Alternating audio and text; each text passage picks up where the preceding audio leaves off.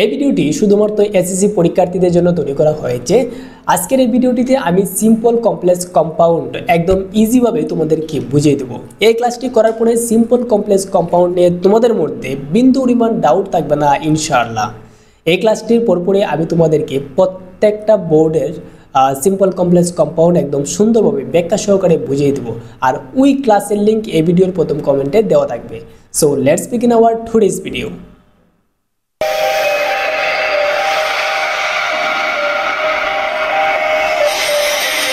শিক্ষার্থীরা, এখন আমরা সিম্পল কমপ্লেক্স কম্পাউন্ড সম্পর্কে একদম বিস্তারিত বুঝবো। প্রথমে আমরা সিম্পল কমপ্লেক্স কম্পাউন্ডের বেসিক ধারণা নিব।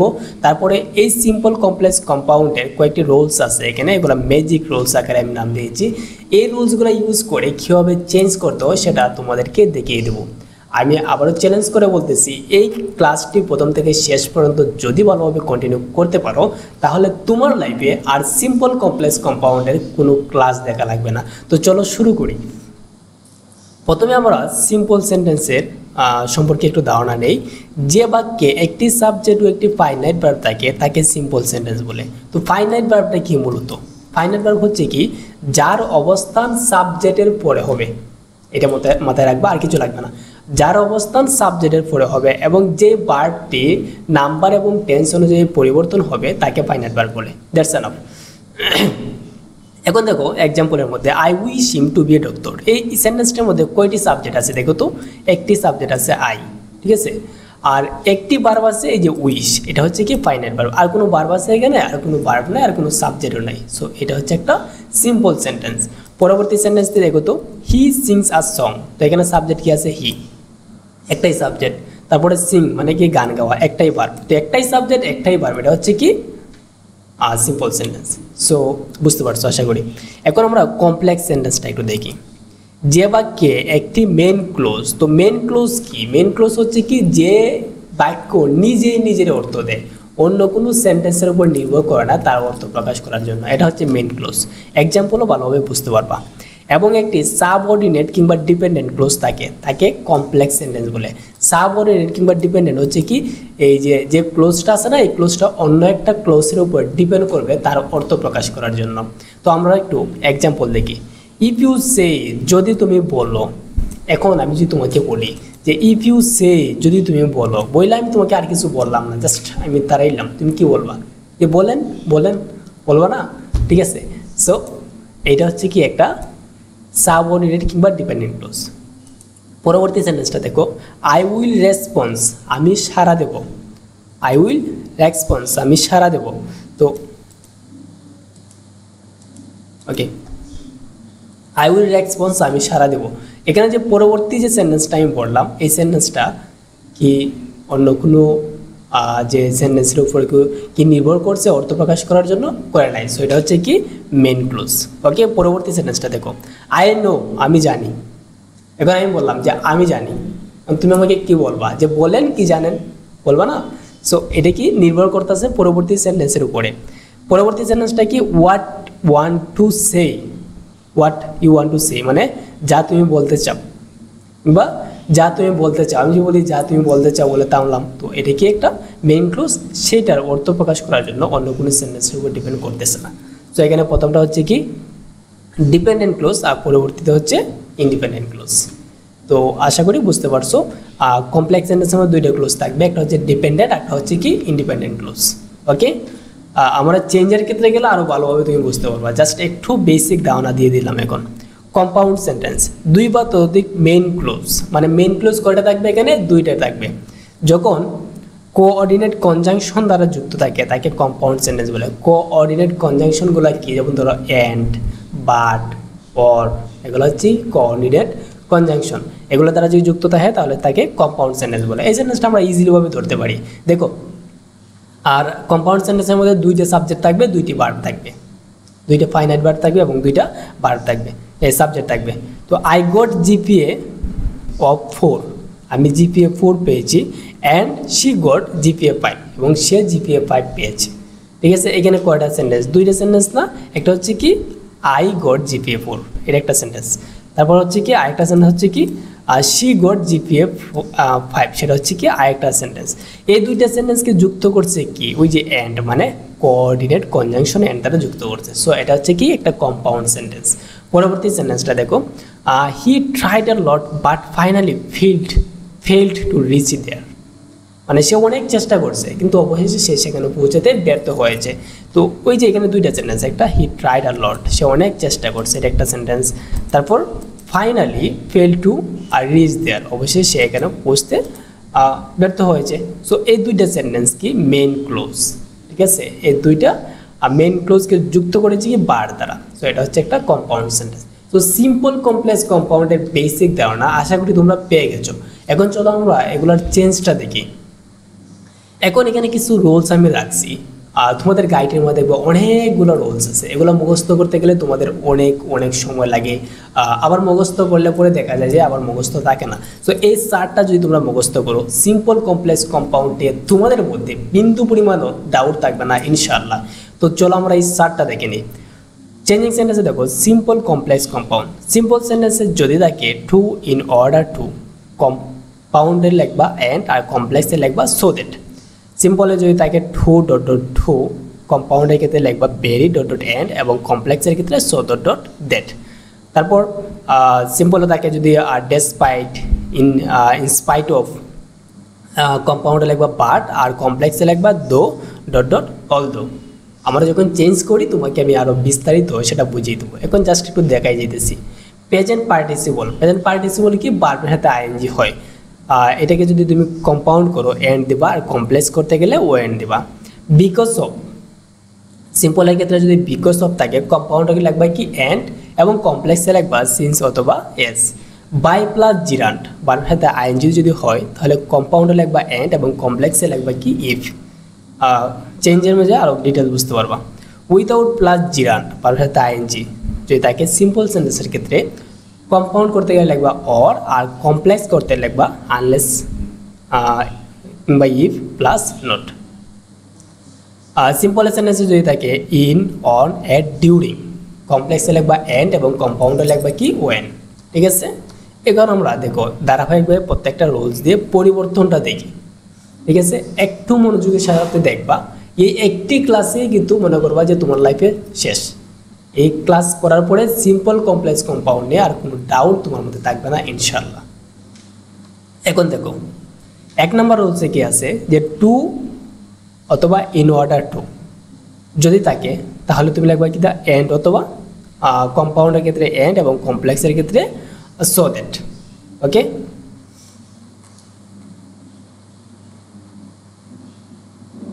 ঠিক আছে। এখন দেখো সিম্পল সেন্টেন্সে রয়েছে I reached there in time, আমি সেখানে যথাসময়ে গিয়েছিলাম। টু জয়েন দ্য মিটিং, মিটিংয়ে যোগ দিতে, ঠিক আছে? তো এটা আছে কি সিম্পল সেন্টেন্সের মধ্যে, তো টু আছে কিংবা ইন অর্ডার টু যদি থাকে, তো এখানে টু আছে না, এই যে টু আছে, ঠিক আছে? তো এখন আমি এটাকে যদি কম্পাউন্ড করি তো কি লিখতে হবে, এন্ড লিখতে হবে। তো কম্পাউন্ড সেন্টেন্সের ক্ষেত্রে একটা রুলস হচ্ছে কি যে তুমি এখানে কী করতে হবে, তোমাকে দুইটি সেন্টেন্স বানাতে হবে, দুইটা মেন ক্লোজ তোমাকে লিখতে হবে, ঠিক আছে? তো একটা কি আছে দেখো I reach there in time, এখন টু এর বদলে কি দিব, এখানে এই যে টু আছে, কম্পাউন্ড করতে গেলে কি লিখবো, এন্ড লিখবো। এখানে এই যে টু এর জায়গায় টু উঠাই দিয়ে আমরা লিখবো এন্ড, ঠিক আছে? তারপরে বাকি অংশ লিখবা। তো এখন তোকে একটা বিষয় চেঞ্জ হয়েছে, কি হয়েছে যে জয়েন আছে, জয়েনের বদলে এখানে হয়েছে কি জয়েন্ট। কেন জয়েন্ট হয়েছে এটা কি বুঝতে পারছো? এখানে জয়েন্ট হওয়ার কারণ হচ্ছে কি, তোমরা প্রথমে তাকাই দেখবা সেন্টেন্সটা কোন টেন্স আছে, প্রথম সেন্টেন্সটা কোন টেন্স আছে, I reached there in time, আমি এখানে যথাসময়ে পৌঁছেছিলাম, পাস্ট টেন্স। প্রথমে যে ভার্বটি আছে সেটা B2 আছে, প্রথম ভার্বটা যেহেতু B2 আছে তার মানে পরবর্তীতে যে ভার্বটি থাকবে সেটাও B2 হবে, ঠিক আছে? কম্পাউন্ড সেন্টেন্সের ক্ষেত্রে দুইটি ক্লোজ থাকবে, এই দুইটা ক্লোজে সেম টেন্স বসবে, এটা একটু মাথায় রাখবা, হ্যাঁ? তো এখানে যেহেতু B2 হয়েছে, এখানে এই যে টু জয়েন উঠে গিয়া এখানে হবে কি জয়েন্ট হবে, আর এই টু এর বদলে হবে এন্ড। আশা করি বুঝতে পারছো। তারপর আমরা কমপ্লেক্স করব এই সেন্টেন্সটাকে। যদি কমপ্লেক্স করি তো কি করব, আমরা জানি কমপ্লেক্স সেন্টেন্সে দুইটা সাবজেক্ট দিবা, ঠিক আছে, এবং দুইটা ভার্ব হবে। ওকে, তো প্রথম যে সেন্টেন্সটা আমরা লিখি I reach there in time, লিখলাম I reach there in time. তো এন্ডের বদলে কি দিব, ওই যে সো দ্যাট, এন্ডের বদলে কি দিব, সো দ্যাট দিলাম। তো আমরা জানি কি আমাদের দুইটা সাবজেক্ট লিখতে হবে, ঠিক আছে। তো প্রথম সাবজেক্ট কি ছিল, ওই যে আই ছিল, তো ওই আই আনবো এখানে, আই নিয়ে আসলাম।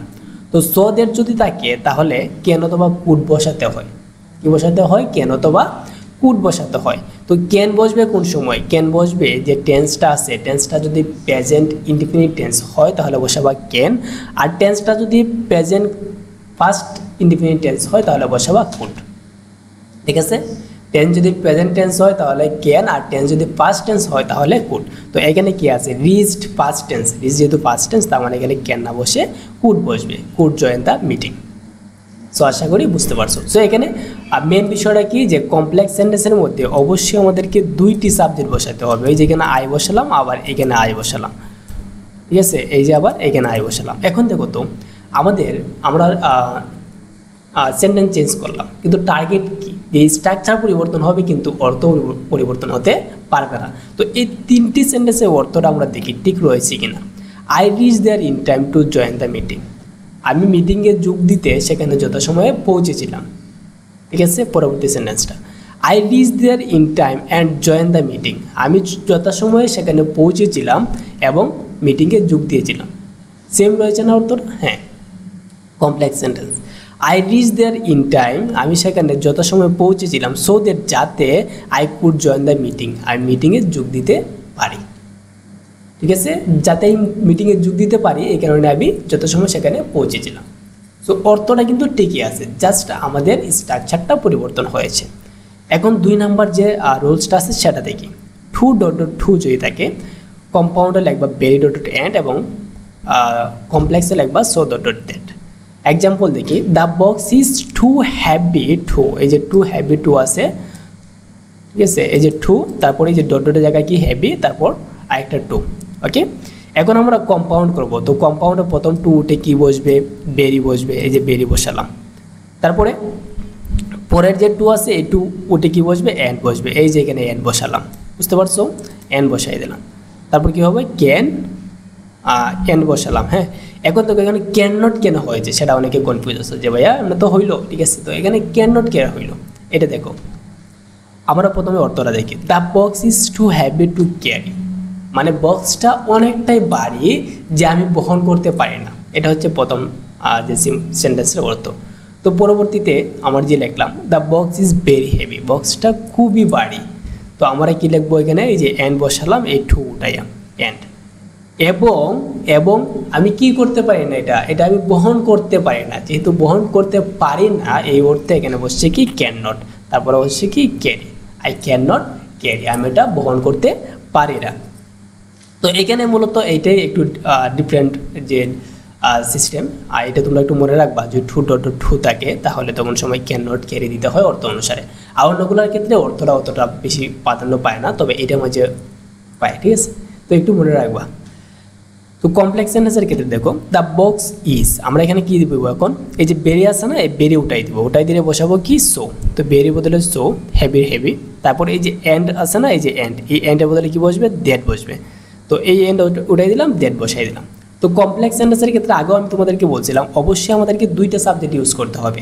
তো প্রথমে একটা সাবজেক্ট কি আছে, the box is so heavy, বক্সটা খুবই ভারী, দ্যাট যেটা কি করতে পারছি না, কে বহন করতে পারছে না, আমি বহন করতে পারি নাই, তো লিখবো কি আই ক্যান নট ক্যারি, যা আমি বহন করতে পারি নাই। তো কমপ্লেক্স সেন্টেন্সে সবসময় তোমরা দুইটা সাবজেক্ট এবং দুইটা ভার্ব নিয়ে আসবা, এইটা কিন্তু মাথায় রাখবা, ঠিক আছে। এখন 3 নাম্বার রুলসটা দেখো, আর অর্থটা যদি আমি বলি অর্থ কিন্তু সেম হয়ে আছে, দেখো যে the box is too heavy to carry, বক্সটা খুবই ভারী যে আমি বহন করতে পারিনি। তারপর the box is very heavy and can not carry, বক্সটা ছিল খুবই ভারী এবং আমি বহন করতে পারি নাই। The box is so heavy that, বক্সটা ছিল খুবই ভারী, দ্যাট যে আই ক্যান নট ক্যারি, আমি বহন করতে পারি না, দ্যাট মানে যেটা আমি বহন করতে পারি না। তো 3টা সেন্টেন্সের অর্থ কি সেম রয়েছে না, হ্যাঁ অর্থ সেম, পরিবর্তন কি হয়েছে, জাস্ট স্ট্রাকচার পরিবর্তন হয়েছে, এটা হচ্ছে চেঞ্জিং সেন্টেন্স চেঞ্জ হবে কিন্তু অর্থটা সেম থাকবে। 3 নাম্বার রুলসটা দেখো, আর ডেসপাইট কিংবা ইনস্পাইট অফ, তো ডেসপাইট ইনস্পাইট অফ অর্থ হচ্ছে সত্ত্বেও, তো কম্পাউন্ড করতে গেলে লিখবা বাট, আর কমপ্লেক্স করতে গেলে দো অথবা অলদো। আমরা একটি এক্সাম্পল দেখি, ইনস্পাইট অফ বিং ইল কিংবা ডেসপাইট অফ ইজ ইলনেস। তো এখানে যদি ইনস্পাইট দেও তো অফ বিং ইল, তো এটা তোমার লেখা লাগবে না, যেহেতু প্রশ্ন থাকবে, প্রশ্ন যেভাবে দেয় তুমি এইভাবে চেঞ্জ করবা। তুমি জাস্ট এটা দেখবা যে ইনস্পাইট আর ডেসপাইট আছে, তো ইনস্পাইট অফ বিং ইল কিংবা ইনস্পাইট অফ হিলনেস এগুলো আছে না। তারপরে কি আছে, হি জয়েন দ্য ক্লাস, সে ক্লাসে যোগ দিয়েছিল। অর্থ কি, সে অসুস্থ থাকা সত্ত্বেও সে ক্লাসে যোগ দিয়েছিল। এখন দেখো তুমি, এখন আমরা কম্পাউন্ড করব। কম্পাউন্ড করতে গেলে প্রথমে কি আনতে হবে, সাবজেক্ট আনতে হবে না? হ্যাঁ, সাবজেক্ট আনতে হবে। তো এই ক্ষেত্রে তাকাইবা শেষে দেখবা টেন্স কোনটির মধ্যে আছে সেটা আগে ফলো করবা। হ্যাঁ, তো কোন টেন্স আছে এটা, হি জয়েন দ্য ক্লাস, সে ক্লাসে যোগ দিয়েছিল। ঠিক আছে, সে ক্লাসে যোগ দিয়েছিল। তো এখানে সাবজেক্ট কি, সে হি, তো হি আছে সাবজেক্ট, তো প্রথমে আমরা সাবজেক্ট নিয়ে আসবো হি। তারপর যেহেতু এটা পাস্ট টেন্স আছে, পাস্ট টেন্স না জয়েন্ট V2 আছে, পাস্ট টেন্স আছে, এখানে কি আসবে, এখানে ওয়াজ আসবে, হি ওয়াজ। তারপরে কি দিব, এই যে ইল, অসুস্থ, হি ওয়াজ ইল, সে অসুস্থ ছিল। তারপর আমরা এই যে ডেসপাইটে আর বদলে কি দিব, বাট কিন্তু আমরা জানি কি যে কম্পাউন্ড সেন্টেন্সে দুইটা সাবজেক্ট দেওয়ার প্রয়োজন নাই, বাট দিলাম কিন্তু, তারপরে ওই যে হি তো আমি প্রথমে দিছি, তাই না, হি যেহেতু প্রথমে দিয়েছি হি দেওয়ার দরকার নাই, এরপরে অংশটা লিখে দেবো জয়েন দ্য ক্লাস। সো আশা করি বুঝতে পারছো, অর্থের কোনো পরিবর্তন হয়েছে, হয় নাই। দেখো, সে অসুস্থ থাকা সত্ত্বেও সে ক্লাসে যোগ দিয়েছিল। এরপরে হি ওয়াজ ইল, সে অসুস্থ ছিল বাট কিন্তু সে ক্লাসে যোগ দিয়েছিল। অর্থ সেম না, অর্থ সেম। কমপ্লেক্স সেন্টেন্সটা দেখো, দো, যদিও, হি ওয়াজ ইল, সে অসুস্থ, হি জয়েন দ্য ক্লাস, সে ক্লাসে যোগ দিয়ে। কেমন হয়েছে দেখো, প্রথমে আমরা বাটের বদলে কী দেবো, দো অথবা অল দো দেবো। ঠিক আছে, দো অথবা অল দো, এখানে ডট কেন দিলাম, দো অথবা অল দো। ওকে, আর দো অথবা অল দো সবসময় শুরুতে বসে, এটা মনে রাখবা। এখন দেখো এখানে পার্ট আছে, এখানে কী দিব আমরা, দো, যদিও, হি ওয়াজ ইল, সে অসুস্থ ছিল, দো অথবা অল দো অর্থ কি, যদিও সে অসুস্থ ছিল, হি জয়েন দ্য ক্লাস, সে ক্লাসে যোগ দিয়েছিল। সো এখানে দুইটা সেন্টেন্স আমরা লিখে দিলাম। ঠিক আছে, আশা করি তোমরা বুঝতে পারছো। আর এখানে যেহেতু কমপ্লেক্স সেন্টেন্স আমি আগেও বলছিলাম যে দুইটা সাবজেক্ট থাকবে এবং দুইটি ভার্ব থাকবে। এখানে হি, এখানে একটা সাবজেক্ট দিলাম হি, সে অসুস্থ ছিল, আবার সেই তো ক্লাসে যোগ দিয়েছিল, তাই না, এখানে কি লিখবো, হি জয়েন দ্য ক্লাস। সো ভাইয়া তুমি কি বুঝতে পারছো? বুঝতে না পারলে আমার সাথে থাকো, অবশ্যই পরবর্তীতে বুঝতে পারবা। রোজ 4 দেখো, আর এগুলো তোমাদেরকে আমি করানোর পরে তোমাদের পরীক্ষার জন্য, পরীক্ষার প্র্যাকটিসের জন্য, পরীক্ষার বিগত সালের যে প্রশ্নগুলো পরীক্ষা আসছে, এই প্রত্যেকটা প্রশ্নের সমাধান তোমাদেরকে আমি দেখিয়ে দেবো, শুধু সিম্পল, কমপ্লেক্স এবং কম্পাউন্ড। এর লিঙ্ক এই ভিডিওর প্রথম কমেন্টে দেওয়া থাকবে, সেখান থেকে তোমরা এই ক্লাসটা করার পরপরই এই ক্লাসটা দেখবা। তাহলে মনে করো যে সিম্পল, কমপ্লেক্স, কম্পাউন্ড পরীক্ষার যা আসবে এগুলো সহ তোমাদের প্র্যাকটিস হয়ে যাবে। ওকে, এখন 4 নম্বর রুলসটা দেখি। প্রেজেন্ট পার্টিসিপল বলতে কি, বারবার হাতে আইএনজি যদি থাকে, শুরুতে যদি বারবার হাতে আইএনজি থাকে, কম্পাউন্ড করবা এন্ড দিয়ে এবং কমপ্লেক্স করবা ওয়েন দিয়ে। এখন দেখো, গোয়িং টু দ্য গার্ডেন, বাগানে যাইতে, আই সো এ বার্ড, আমি একটা পাখি দেখেছিলাম। তো এটাকে কম্পাউন্ড করলে আমরা কি লিখবো, প্রথমে পরের শেষে তাকাইবা, কিন্তু বারে বারে বলতেছি শেষে তাকাইবা, পরের সেন্টেন্সের মধ্যে। আই সো এ বার্ড, আমি একটা পাখি দেখেছিলাম।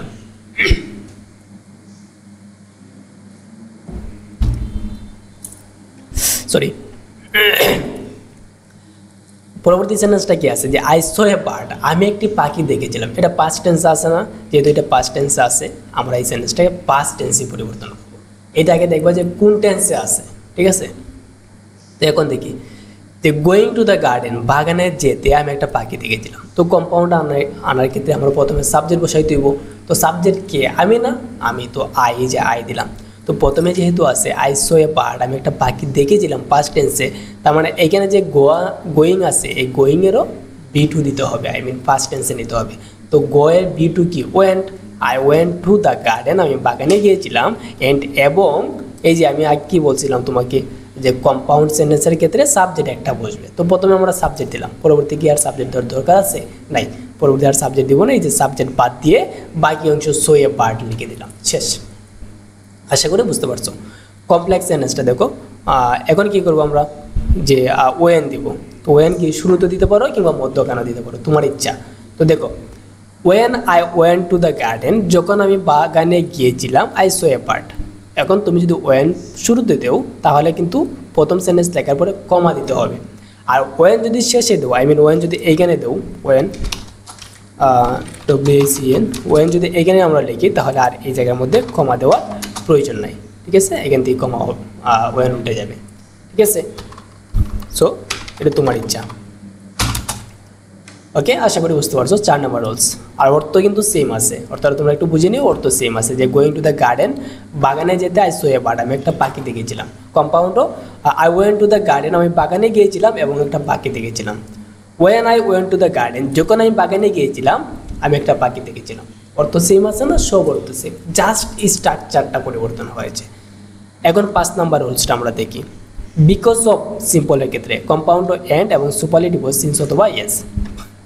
দেখো, because of being honest, because of his honesty, ঠিক আছে, he is praised. Because of অর্থ কি? কারণে। বিকজ অফ অর্থ কি? কারণে।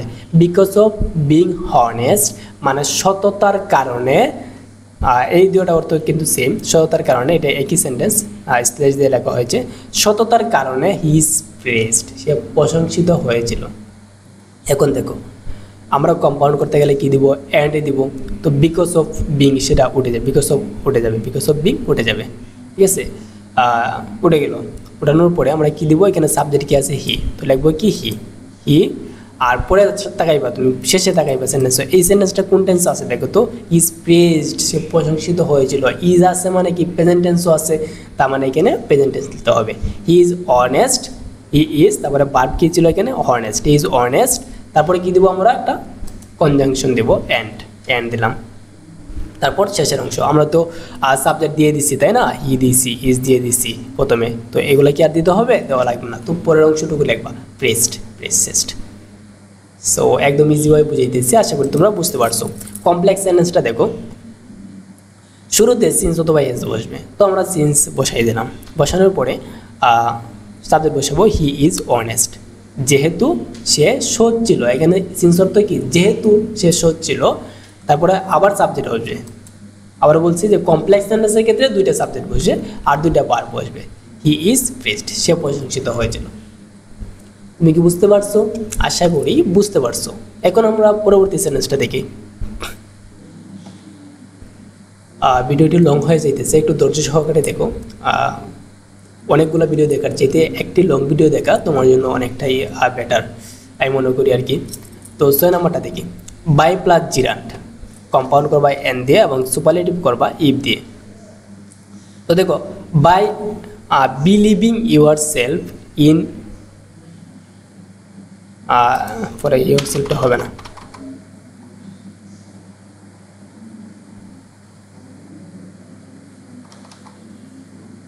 ওকে। By believing yourself you can achieve anything, তুমি নিজেকে বিশ্বাস করে তুমি যে কোনো কিছু অর্জন করতে পারবা। তো এখন এটাকে আমরা কম্পাউন্ড করব। কম্পাউন্ড করতে গেলে কি লিখব? যে এই যে বিলিভিং আছে না, এই বিলিভিংয়ের বদলে কী হবে? বিলিভ, ভার্ব দিয়ে শুরু হবে। Believe in yourself,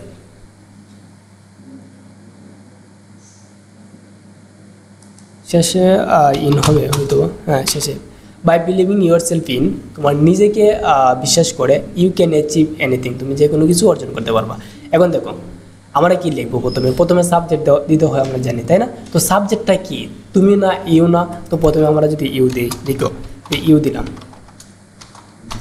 you believe, you দিলে এটা স্মল লেটার হবে। You believe in yourself, তুমি নিজেকে বিশ্বাস করে করো, অ্যান্ড এবং অ্যাচিভ এনিথিং, এবং যে কোনো কিছু অর্জন করো। তো এখন দেখো ইম্পারেটিভ সেন্টেন্সের ক্ষেত্রে কি দেওয়া লাগে? সাবজেক্ট দেওয়া লাগে? সাবজেক্ট দেওয়া লাগে না। তো এখানে সাবজেক্টটা দেওয়ার চাইতে সাবজেক্ট না দেওয়াই বেটার। আর যদি তুমি সাবজেক্ট দাও তাহলে কিন্তু স্যাররা তোমার এটা মার্ক কাটবে না, মার্ক দিয়ে দিবেন ঠিকই। ওকে, তো আমরা বুঝতে পারলাম। পরবর্তী সেন্টেন্সটা দেখি। জানে কি ইফ বসবে, তো ইফ বসাবো প্রথমে ইফ, তারপর subject you believe in yourself, যদি তুমি নিজেরে বিশ্বাস করো। পরবর্তীতে আমরা জানি একটা সাবজেক্ট বসাতে হবে ইউ ক্যান অ্যাচিভ এনিথিং, তুমি যে কোনো কিছু অর্জন করতে পারো, ঠিক আছে? তো এখানে কিছু কিছু ক্ষেত্রে তোমরা অর্থটা একটু প্রাধান্য দিবা। অর্থটা ভালোভাবে যদি বুঝতে পারো তাহলে যে কোনো সিম্পল কমপ্লেক্স কম্পাউন্ড সেন্টেন্সকে তোমরা চেঞ্জ করতে পারবে ইজিলি ভাবে। এখন আমরা 7 নম্বর প্রশ্নটি দেখি। উইদাউট প্লাস জিরান্ট যদি হয় তাহলে বারবার সাথে আইএনজি, মানে জিরান্ট বলতে কি বারবার সাথে আইএনজি। তো কম্পাউন্ড হবে কি ওর এবং কমপ্লেক্স করবা আনলেস কি কিংবা ইফ প্লাস নট দিয়ে। তো দেখো কমপ্লেক্সও একটা রুলস দেখো সিম্পলও, without doing it you will die. এটা যদি না করো, এটা না করলে তুমি মরবে, এটা না করলে তুমি মরবে। এখন দেখো কম্পাউন্ড সেন্টেন্সের ক্ষেত্রে আমরা এখানে লিখি কি ইউ ডু, তুমি করো। পরবর্তী সেন্টেন্সটা কি আছে সেটা ফিউচার ইনডিপেন্ডেন্স আছে। তো এখানে আমার প্রেজেন্ট টেন্স দিয়ে আমি এটা করতে পারি ইজিলিভাবে যে ইউ ডু তুমি করো, ইট এটি, ওয়ার ডাই অথবা মরো, তুমি এটা করো অথবা মরো। এখানে যে ইউ আর ইট আছে এটা যদি তুমি দেও তাহলে হবে, আর যদি না দেও বাদ দিয়ে দেও তাহলে হবে। ঠিক আছে, ডু অর ডাই, করো অথবা মরো। ঠিক আছে, কমপ্লেক্স সেন্টেন্সটা দেখি। কমপ্লেক্স আনলেস কিংবা ইফ হবে। তো আমরা কি দেবো আনলেস ইউ ডু ইট, যদি না তুমি এটা করো ইউ উইল ডাই, তুমি মরবে। ওকে, এবারে দেখি if you don't do it, যদি তুমি এটা না করো ইউ উইল ডাই, তুমি মরবে। ঠিক আছে, একটা বিষয় হচ্ছে কি আমরা দেখছি এখানে যে নট লাগছে, নট লাগবে। তো নট কিন্তু কোনো সময় একা বসে না, নট ডু নট কিংবা ডাজ নটের সাথে বসে কিংবা ডিড নট বসে। তো এটা টেন্স অনুযায়ী বসবে এবং পার্সন অনুযায়ী বসবে। সো এখানে ডু নট বসবে কেন, সেটা হচ্ছে কি প্রেজেন্ট টেন্স, কারণ এখানে ডু নট বসবে। Okay, if you do not do it, যদি তুমি এটা না করো ইউ উইল ডাই, তুমি মরবে। এখন 8 নম্বর রুলসটা আমরা দেখি, এটাই last rules. Okay, in, on, at, during এগুলো যদি থাকে, তারপর এন, তারপর শেষে দেবা কি ওয়েন। সিম্পল সেন্টেন্সে ইন 1971 1971 সালে my grandfather fought for the country, আমার দাদা দেশের জন্য যুদ্ধ করছিল। এখন দেখো বুঝছো বিষয়টা, ইন 1971 1971 সালে, এটা কি এখন না আগে? আগে না, যেহেতু অতীত ছিল তার মানে কি ফার্স্ট ছিল, তার মানে কি হবে ইন 1971, এটা তো কোনো ব্যক্তি না যে আমি লিখবো হি, সে কি না, এটা হচ্ছে এটি। তার মানে ইট ওয়াজ 1971, এটা ছিল 1971 সাল। অ্যান্ড এবং মাই grandfather fought for the country, এবং আমার দাদা দেশের জন্য ফাউট ফর দ্য কান্ট্রি, দেশের জন্য যুদ্ধ করেছিলেন। ওকে, আশা করি বুঝতে পারছো। এখন কমপ্লেক্স সেন্টেন্সটা আমরা দেখি। কমপ্লেক্স সেন্টেন্সে কি লিখবো ওয়েন ইট ওয়াজ 1971, যখন এটা ছিল 1971 সাল। তো ওয়েন যেহেতু আমরা প্রথমে লিখছি তার মানে কি দিতে হবে, একটা কমা দিতে হবে, একটা কমা দিলাম। Okay, my grandfather fought for the country, আমার দাদা দেশের জন্য যুদ্ধ করছিলেন। আর ওয়েন যদি তুমি এখানে না দিয়ে এখানে দাও তাহলে কি করতে হবে, এই যে কমাটা আছে এই কমাটা উঠিয়ে দিতে হবে।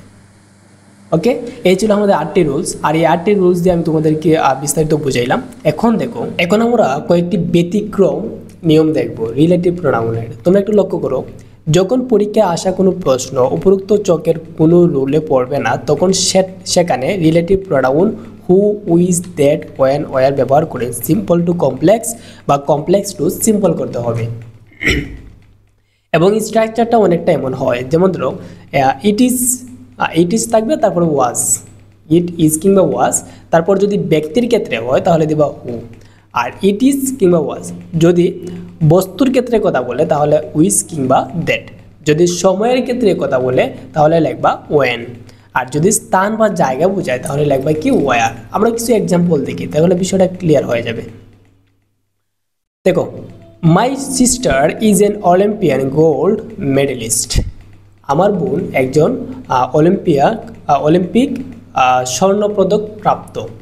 ঠিক আছে, তো এখন এখানে কারে নিয়ে আমরা কথা বলছি, আমার বোনকে নিয়ে। তো এইটা কি ব্যক্তি না, যেহেতু ব্যক্তি তার মানে কি হবে, এই যে প্রথম যে রুলসটা আছে হু দিয়ে আমরা সেটাকে চেঞ্জ করব। এখন দেখো, তো মাই সিস্টার এটার বদলে আমি কি লিখতে পারি, যে ইট ইজ মাই সিস্টার, এটা হলো আমার বোন, কিংবা শি ইজ মাই সিস্টার, সে হলো আমার বোন। তারপর যেহেতু মেরে বুঝাইছে তার মানে কি দেবো আমরা who is Olympian gold medallist. ঠিক আছে, এখন ব্যতিক্রম কি, আগে যে আমরা রুলসগুলো পড়ছি এগুলো কোনো একটার মধ্যে কি এটা যায়, দেখো তো কোনো একটার মধ্যে কিন্তু যায় না। তখন সময় কী করবা, তোমরা ওই রিলেটিভ প্রোনাউন দিয়ে এটাকে চেঞ্জ করবা। পরের সেন্টেন্সটি দেখো, হেলথ ইজ ওয়েলথ, স্বাস্থ্যই সম্পদ। তো এখানে দেখো আমরা এইভাবে লিখতে পারি যে স্বাস্থ্যই সম্পদ, এটা কিন্তু মোটামুটি বস্তুবাচক বুঝাইতেছে, ঠিক আছে। তার মানে ইট ইজ হেলথ, এটাই হলো স্বাস্থ্য, উইচ কিংবা দ্যাট ইজ ওয়েলথ, এটা হচ্ছে সুস্থ, ঠিক আছে, যেটা হচ্ছে সম্পদ, স্বাস্থ্যই সম্পদ, এটা হচ্ছে স্বাস্থ্য আর যেটা হচ্ছে সম্পদ, ঠিক আছে। পরেরটা দেখো, নলেজ ইজ পাওয়ার, জ্ঞানই শক্তি, ঠিক আছে। এখন জ্ঞান আর শক্তি এটা কি বস্তুবাচক না বস্তুবাচক বুঝাইতেছে, তার মানে কি হবে যে এইটা হচ্ছে জ্ঞান, যেটা হচ্ছে শক্তি, ওকে। তার মানে ইট ইজ নলেজ, এটা হচ্ছে জ্ঞান, উইচ ইজ পাওয়ার, যেটা হচ্ছে শক্তি। আবার দেখো, Eid ul Fitr is the most celebrated festivals for Muslim, Eid ul Fitr হচ্ছে কি মুসলিমের জন্য সবচেয়ে বড় উৎসব। এখন এই যে ঈদ উল ফিতরের নিয়ে আমরা কথা বলছি, তার মানে কি লিখবো, ইট ইজ ঈদ উল ফিতর, এটা হলো ঈদ উল ফিতর, উইজ কিংবা that is the most celebrated festival for Muslim. Easy না, একদম ইজি। তারপর দেখো সিম্পল, আই ওয়াজ ব্রোন ইন 2002, আমি 2002 সালে জন্মগ্রহণ করেছিলাম। এখানে কোন বিষয়টা নিয়ে কথা বলছি আমরা, একটা সংখ্যা না, ঠিক আছে, একটা সময় নিয়ে কথা বলছি না, তখন সময় কি হবে, ওয়েন হবে। তার মানে ইট ওয়াজ, যেহেতু ফার্স্ট টেন্স রয়েছে, তার মানে আমরা কি দিব, ওয়াজ দিব। ইট ওয়াজ 2002, এটা ছিল 2002, ওয়েন যখন আই ওয়াজ ব্রোন, আমি জন্মগ্রহণ করেছিলাম। আবার দেখো সিম্পল সেন্টেন্সে, we want to go to Sylhet, আমরা সিলেট যেতে চাই, ফর স্পেন্ডিং আওয়ার ভ্যাকেশন, আমাদের ছুটি কাটানোর জন্য আমরা সিলেট যেতে চাই। তো এটা সিম্পল আছে, আমি কমপ্লেক্স করব, তার মানে কমপ্লেক্স করলে আমরা এখানে জায়গার নাম বুঝাইতেছে, তাই না, যে ইট ইজ সিলেট, এটা হচ্ছে সিলেট, ওয়ার যেখানে we want to go for spending our vacation, আমরা আমাদের ছুটি কাটাতে যেতে চাই। তো শিক্ষার্থীরা আশা করি বুঝতে পারছো। এখন আরেকটা মেন একটা সমস্যা তোমাদের হতে পারে। দেখো আমরা দেখলাম সিম্পল থেকে কীভাবে কমপ্লেক্সে চেঞ্জ করতে হয়। এখন যদি পরীক্ষার মধ্যে তোমার এভাবে লেগে যে কমপ্লেক্স থেকে সিম্পলও চেঞ্জ করো, মনে করো এইটা থাকলো পরীক্ষায়, তোমাকে এই যে এটার মধ্যে নিতে হবে, তখন সময় কিন্তু আরও ইজি। কেমনে ইজি, দেখো আমরা কি লাগাইছিলাম যে সিম্পল থেকে কমপ্লেক্স করার ক্ষেত্রে ইট ইজ লাগাইছিলাম এক্সট্রা, তো ইট ইজ তোমরা কী করবা, বাদ দিয়ে দিবা, দিলাম ইট ইজ বাদ দিয়ে। আরেকটা কি লাগাইছিলাম, উইস কিংবা দ্যাট, ওই যে উইস কিংবা দ্যাটটাও বাদ দিয়ে দিলাম, হইছে, হেলথ ইজ ওয়েলথ, শেষ, ঠিক আছে, বুঝতে পারছো না। তো দেখো এই সেমভাবে এইটাও আমরা বললো যে এই যে কমপ্লেক্স, এই কমপ্লেক্স থেকে সিম্পলে পরিবর্তন করার জন্য কী করবা, যে প্রথম ইট ইজ আমি লাগাইছিলাম, তো ইট ইজ বাদ, তারপর আর কি লাগাইছিলাম, যে হু লাগাইছিলাম, তো হু বাদ, তো হয়ে গেল যে my sister is Olympian gold medallist.